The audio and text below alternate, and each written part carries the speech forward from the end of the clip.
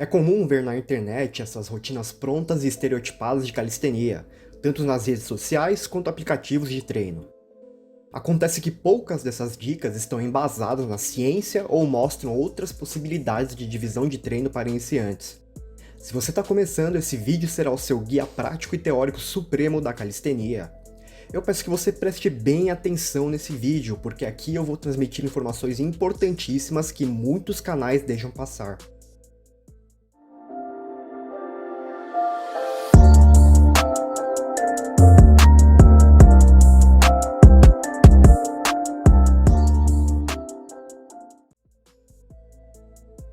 Deixe aqui o seu like e se inscreva no canal se você ainda não for. Nesse vídeo eu vou falar sobre as informações mais básicas e fundamentais sobre calistenia e ciência do treinamento em geral, como volume, intensidade, frequência de treino e divisão de treino. Já vou antecipando que nesse vídeo não haverá demonstração direta de exercícios, pois isso já foi feito no meu último vídeo sobre os exercícios mais básicos da calistenia, que é um complemento desse aqui, disponibilizado nos cards. O propósito desse vídeo é mais a teoria por trás do planejamento, da divisão e um pouco de periodização do treino voltado para iniciantes.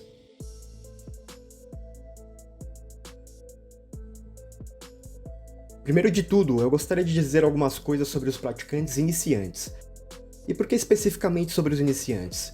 Existe alguma coisa de diferente entre eles e os praticantes mais intermediários ou avançados? A resposta é afirmativa, e ela reside na biologia. O praticante iniciante tem um nome técnico no meio acadêmico e científico. Ele é o famigerado sujeito não treinado. Sujeitos não treinados são aqueles com menos de 1 ano de experiência de treino resistido contínua. Diferentemente dos sujeitos treinados, os iniciantes apresentam uma resposta adaptativa pouco específica e mais acentuada ao exercício resistido. Isso significa que eles tendem a ganhar força e massa muscular muito mais rápido do que um indivíduo experiente, e isso com pouco volume de exercício. Isso já foi demonstrado nesse artigo científico comparativo, no qual sujeitos iniciantes tiveram ganhos de 17% a mais de força do que bodybuilders e powerlifters, mesmo estes últimos fazendo um volume total maior. Uma das possíveis causas biológicas para esse fato repousa nos mecanismos de mecanotransdução e mecanorecepção. O primeiro é a tradução do estímulo mecânico em estímulo bioquímico, enquanto o segundo é essa tradução para sinais elétricos no sistema nervoso. Nos iniciantes, esses dois mecanismos parecem pouco específicos e são mais genéricos aos estímulos. Isso acaba tendo algumas consequências no treino. Veremos quais são.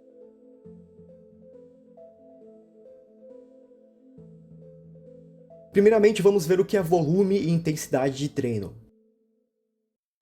Eu já falei sobre isso no meu vídeo dos princípios do treinamento, mas vou retomar esse assunto de uma forma mais didática. Volume na literatura científica é o trabalho total de treino, calculado através do produto entre repetições, séries e carga. Por exemplo, se eu fizer 4 séries de 10 repetições com 80 kg no agachamento, tive um volume de 3.200 kg para esse exercício e, portanto, para os músculos envolvidos nele. Porém, essa definição não é muito interessante na prática da calistenia. Primeiro porque carga não é facilmente quantificada quando estamos levantando o peso do corpo, e para isso precisamos fazer algumas aproximações. Segundo porque ela não leva em conta aspectos como tempo sob tensão e velocidade de repetição. É agora que nós entramos numa outra definição, um pouco mais abrangente, que é o volume como aspecto quantitativo e intensidade como aspecto qualitativo. O que mais vai importar pra gente nesse vídeo, considerando o conceito de volume, vão ser as séries. Porém, ele também agrega o número de repetições ou tempo sob tensão. A intensidade é a porção qualitativa do exercício, sendo que agora podemos encaixar aqui a carga. Já que não podemos definir a carga com precisão matemática, na calistenia isso é feito mais a olho, ou seja, ela tem a ver com o exercício em si. Por exemplo, o conceito de braço de alavanca é uma forma de mensurar a carga a olho. Numa flexão com os joelhos no chão, o braço de alavanca, que no caso é o tamanho do meu segmento corporal medido a partir do ombro, é menor do que na flexão padrão com os joelhos estendidos, o que incide num menor torque de resistência, ou seja, meus músculos precisarão produzir menos força para fazer o exercício. Portanto, a carga da flexão com os joelhos no chão é menor. Outro exemplo é quando o exercício é feito com mais foco unilateral, o que aumenta a porcentagem da massa corporal sendo levantada.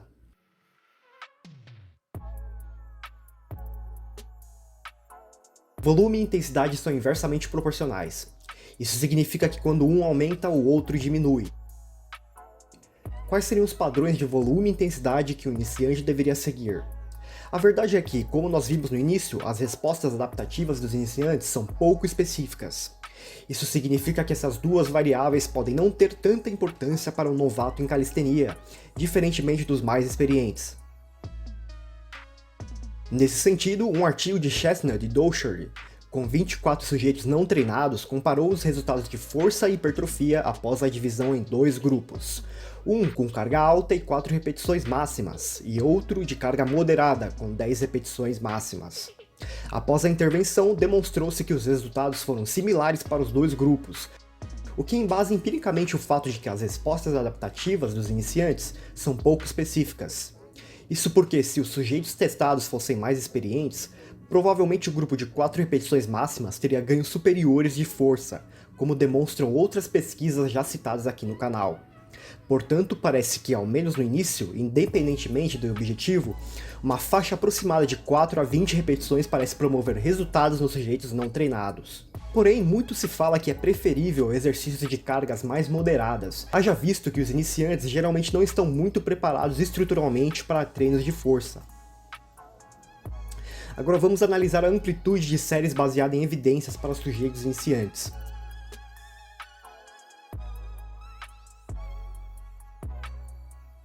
Esse é outro aspecto que também parece oferecer mais flexibilidade. Eu mastiguei o resultado de 5 estudos, incluindo 3 revisões de literatura, sendo 2 dessas com meta-análise. Boa parte dos protocolos testados foram feitos no período de 6 a 12 semanas. De acordo com esses estudos, parece que a faixa de 3 a 9 séries totais por grupo muscular por semana é capaz de elicitar respostas adaptativas de força, hipertrofia e resistência consideráveis para sujeitos iniciantes. Alguns deles até chegaram a reportar resultados similares entre essas séries, o que pode ser uma vantagem no seguinte sentido. Talvez alguns iniciantes não consigam, ao menos no início, fazer muitas séries por exercício, seja por falta de costume, tempo ou aderência psicológica aos protocolos. Porém, é preciso ressaltar que o princípio da progressão de carga faz-se necessário conforme o avançar do tempo, o que pode acabar precisando de volumes mais altos para melhores resultados.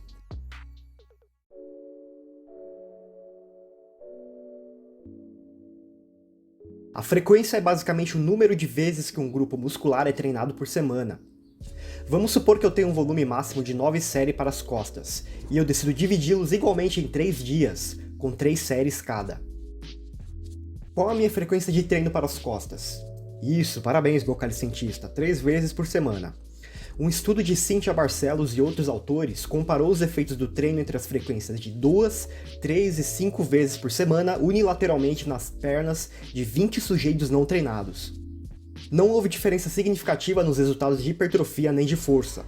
O engraçado é que a frequência de 5 vezes por semana acabou tendo um volume maior de treino, e mesmo assim teve os mesmos resultados dos outros protocolos. Para você ver mais uma vez o quanto a questão dos iniciantes é um caso à parte. Se esse estudo ainda não foi o suficiente para você, outro estudo de Cristiane Franco e outros autores comparou os efeitos de 2 protocolos. No período de 8 semanas, um grupo de 9 sujeitos não treinados fez uma rotina treinando cada músculo apenas uma vez por semana. O segundo grupo, também de 9 sujeitos não treinados, fez uma rotina de corpo inteiro progredindo de uma vez por semana até a frequência de 5 vezes por semana. Ambos os grupos tiveram um volume de treino total igualado. Acabou que ambos os protocolos tiveram os mesmos resultados de hipertrofia e força. Logo, como conclusão, parece que a amplitude de frequência de 1 a 5 vezes por semana por grupo muscular é capaz de elicitar respostas hipertróficas e de força em iniciantes.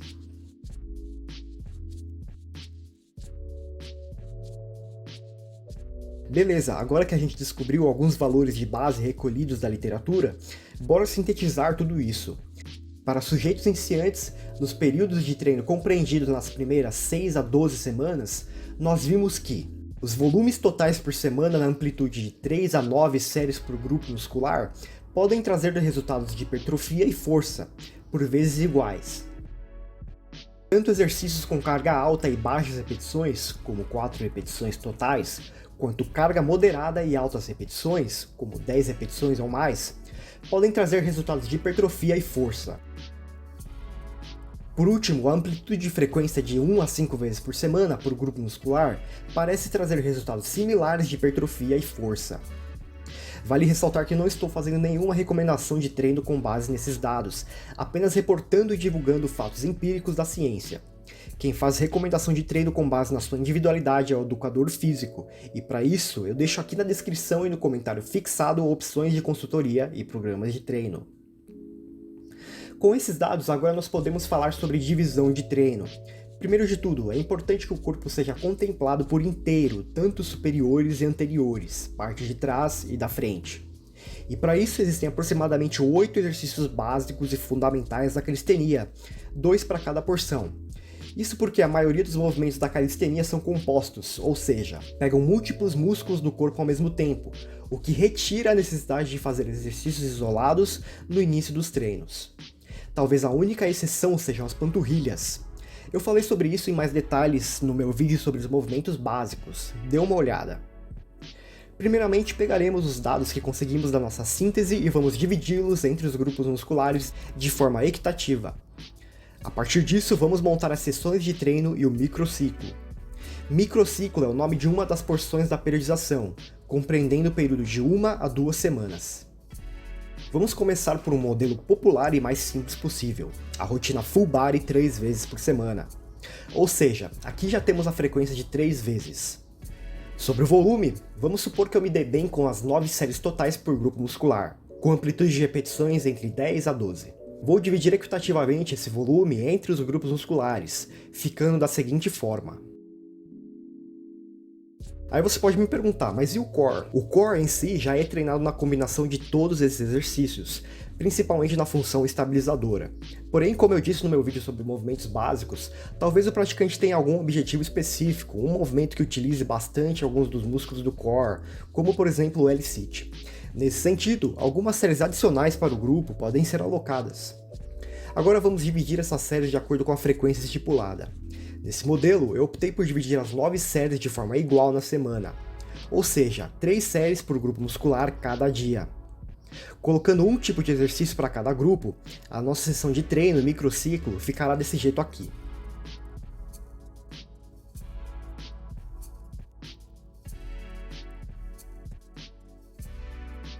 Multiplicando esse microciclo 8 vezes, por exemplo, nós teremos um mesociclo de 2 meses. Mesociclo é o nome dado em periodização para o conjunto de microciclos, geralmente durando 1 ou 2 meses. Essa é a divisão de treino para corpo inteiro iniciante mais simples que existe. Mas pode haver o questionamento de que esse modelo não permita muita variabilidade de movimentos. Nesse sentido, nós podemos adicionar exercícios diferentes para os mesmos grupos musculares usando uma nova tática. Ao invés de um microciclo de 1 semana, podemos fazer um microciclo de 2 semanas adicionando variações de movimentos, mas ainda preservando as mesmas divisões de volume e etc. Vai ficar desse jeito aqui. Perceba que aqui estamos utilizando 2 exercícios diferentes para o mesmo grupo muscular, um número par. Porém, nosso volume total é 9, um número ímpar. Por isso, ajustando o microciclo para 2 semanas, permite equalizar esse volume para cada tipo de exercício, sendo que a divisão mantém a regularidade do treinamento semanal de cada movimento. Novamente, poderíamos repetir esse microciclo 4 vezes e ter um mesociclo de 2 meses ou 8 semanas.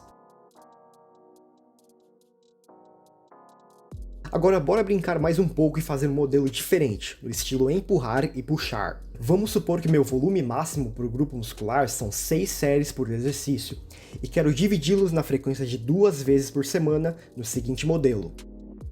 No primeiro dia de treino, os músculos de empurrar da região superior e inferior, e no segundo, os músculos de puxar dessas ambas regiões, com um período de descanso padrão de 2 dias entre sessões.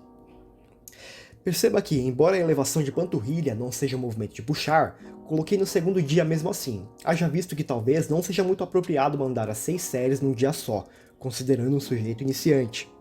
De qualquer forma, nosso microciclo poderia ficar assim.